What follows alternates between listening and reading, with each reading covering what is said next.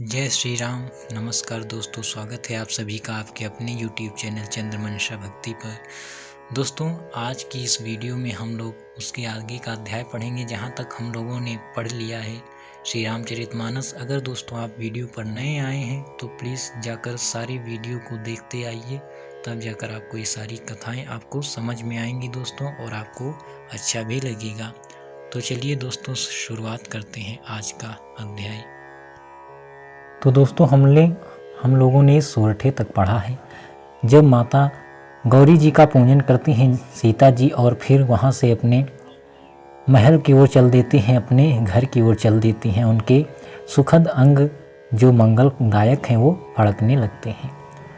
हृदय सराहत सिय लोनाई, गुर समीप गवने दो भाई, राम कहा सबु कौशिक पाही, सरल स्वभाव छुवत छल नाही।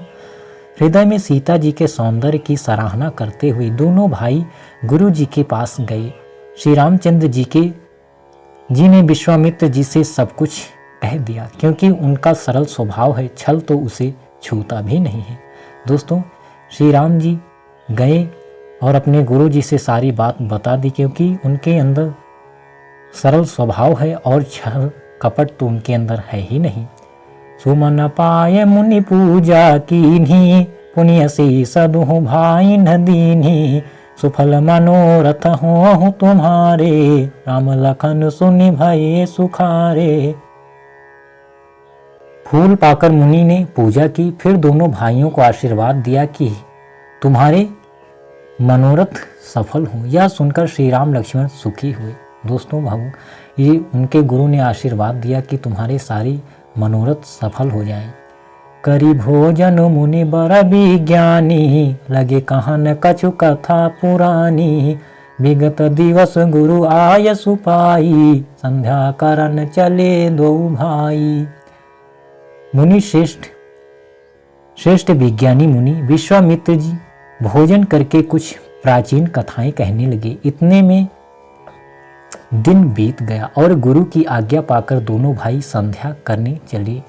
दोस्तों, फिर मुनि ने उनको प्राचीन कथाएं सुनाने लगे और फिर संध्या का समय हो गया और संध्या वंदन के लिए वो चल दिए। प्राची दिश ससे उयऊ सुहावा, ससे मुख सरिस देखी सुख पावा, बहुरी विचारु कीन्ह मन माही, सिय बदन समहिम कर नाही। उधर पूर्व दिशा में सुंदर चंद्रमा उदय हुआ। श्री रामचंद्र जी ने उसे सीता के मुख के समान देखकर सुख पाया। फिर मन में विचार किया कि यह चंद्रमा सीता जी के मुख के समान नहीं है। दोस्तों, अब क्या हुआ, रात्रि का समय हुआ, पूर्व दिशा में सुंदर चंद्रमा उदय हुआ। श्री रामचंद्र जी ने उसे सीता के मुख के समान देखकर सुख पाया, लेकिन फिर उन्होंने विचार किया कि इसकी सुंदरता सीता जी की तरह नहीं है। जन्म सिंधु पुनि बंधु विषु, दिन मलिन सकलंक, सिय मुख समता पाव किमि, चंदु बापुरो रंक। खारे समुद्र में तो इसका जन्म, फिर उसी समुद्र में उत्पन्न होने के कारण विष इसका भाई, दिन में यह मलिन शोभाहीन निस्तेज रहता है और कलंकी काले दाग से युक्त है। वेश ये बेचारा गरीब चंद्रमा सीता जी के मुख की बराबरी कैसे पा सकता। दोस्तों, श्री रामचंद्र जी कह रहे हैं कि ये खारे समुद्र में तो इसका जन्म हुआ है और विष इसका भाई है, जो दिन में ये मलिन होता है, निस्तेज रहता है, और ये कलंकी भी है, काले दाग से युक्त है।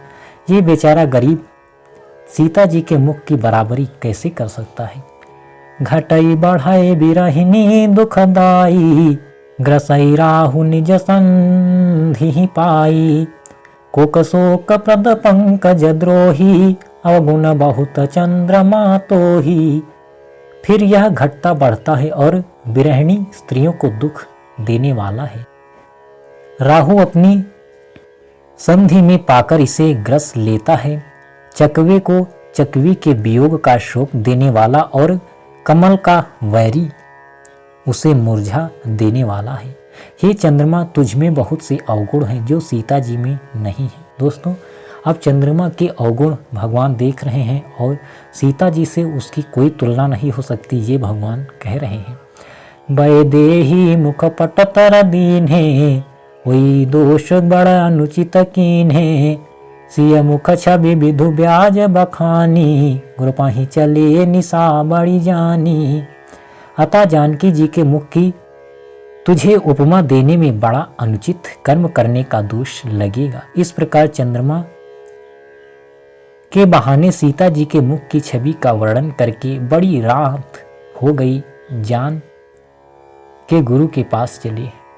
दोस्तों, वो कह रहे हैं कि तुझमें कोई ऐसा गुण नहीं है जिससे तुम्हारी उपमा सीता जी से की जाए, इसमें बड़ा दोष लगेगा।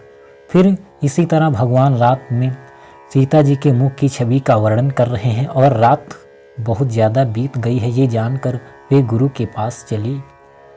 करे मुनि चरण सरोज प्रणामा, आयस उपाय कीन्ह विश्रामा। विगत निसार रघुनायक जागे, बंधु बिलो की कहन यस लागे। मुनि के चरण कमलों में प्रणाम करके आज्ञा पाकर उन्होंने विश्राम किया। रात बीतने पर श्री रघुनाथ जी जागे और भाई को देखकर ऐसा कहने लगे। दोस्तों, अब जब रात बीत गई तो श्री रघुनाथ जी जागे और भाई को देखकर क्या कह रहे हैं, देखिए।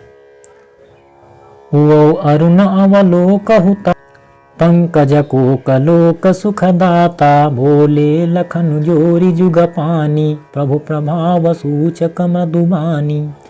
हे तात देखो, कमल चक्रवात और समस्त संसार को सुख देने वाला अरुणोदय हुआ है।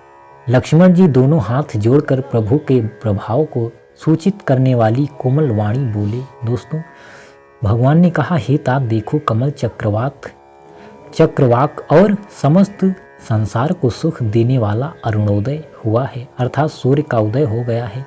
लक्ष्मण जी ने दोनों हाथ जोड़कर प्रभु के प्रभाव को सूचित करने वाली कोमल वाणी बोले। अरुणोदय सकुचे मुकुमुद, उडगन ज्योति मलीन। जिमि तुम्हार आगमन सुनी, भये नपति बलहीन। अरुणोदय होने से कुमुदनी सकुचा गई और तारागणों का प्रकाश फीका पड़ गया। जिस प्रकार आपका आना सुनकर सब राजा बलहीन हो गए हैं। दोस्तों, जैसे ही अरुणोदय हुआ, सूर्य का उदय हुआ, वैसे ही कुमुदनी सकुचा गए, अर्थात वो मुरझा गए और तारागणों का भी प्रकाश फीका पड़ गया। ये उसी प्रकार हुआ जैसे आपके आने पर अर्थात भगवान श्री राम के आने पर सारे राजा बलहीन हो गए। नृप सब नखत करहि उजियारी, टारी न सकहि चाप तम भारी। कमल कोक मधुकर खगनाना, हर्षि सकल निशावसाना। सब राजा रूपी तारे उजाला मंद प्रकाश करते हैं, पर वे धनुष रूपी महान अंधकार को हटा नहीं सकते। रात्रि का अंत होने से जैसे कमल, चकवे, भौरे और नाना प्रकार के पक्षी हर्षित हो रहे हैं। दोस्तों, ये सारे जो राजा हैं ये मंद तारों की तरह प्रकाशित होते हैं, पर वे धनुष रूपी महान अंधकार को हटा नहीं सकते। रात्रि होने पर जैसे कमल, चकवे और भौरे और नाना प्रकार के पक्षी हर्षित हो रहे हैं।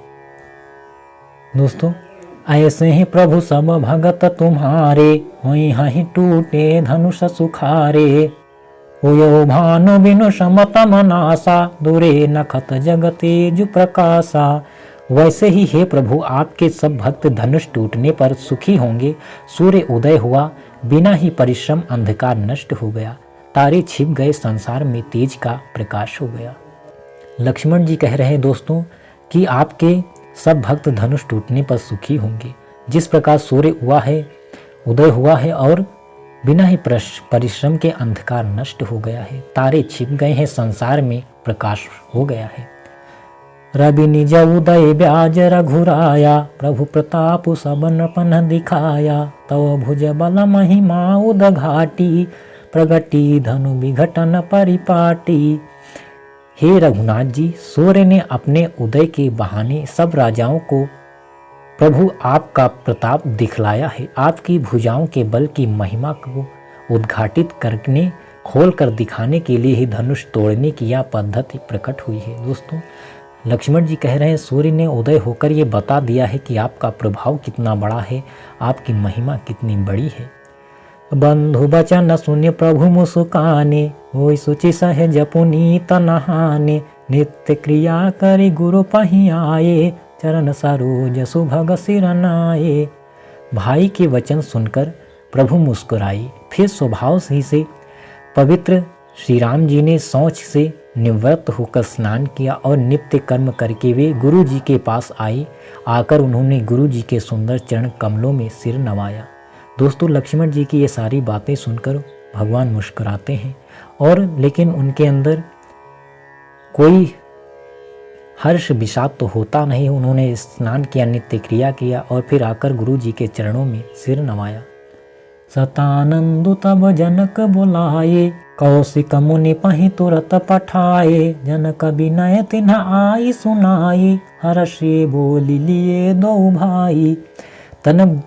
तब जनक जी ने शतानंद जी को बुलाया और उन्हें तुरंत ही विश्वामित्र मुनि के पास भेजा। उन्होंने आकर जनक जी की विनती सुनाई। विश्वामित्र जी ने हर्षित होकर दोनों भाइयों को बुलाया। दोस्तों, अब विश्वामित्र जी का बुलावा भेजा गया और फिर विश्वामित्र जी ने हर्षित होकर दोनों भाइयों को भी बुलाया था। सतानंद पद बंदी प्रभु, बैठे गुर पहि जाई। चलहु तात मुनि कहे तब, पठवा जनक बोलाई। शतानंद जी के चरणों की वंदना करके प्रभु श्री रामचंद्र जी गुरु के पास जा बैठे। तब मुनि ने कहा, हे तात चलू, जनक जी ने बुला भेजा है। दोस्तों, शतानंद जी की चरणों की वंदना की श्री रामचंद्र जी ने और लक्ष्मण जी ने, और फिर गुरु के पास बैठे तो गुरु जी ने कहा कि चलो, राजा जनक ने बुलावा भेजा है, हमें वहाँ चलना है। तो दोस्तों, आज के इस अध्याय में बस यहीं तक। आगे की कथा हम लोग अगले अध्याय में पढ़ेंगे। तब तक के लिए जय श्री राम, नमस्कार।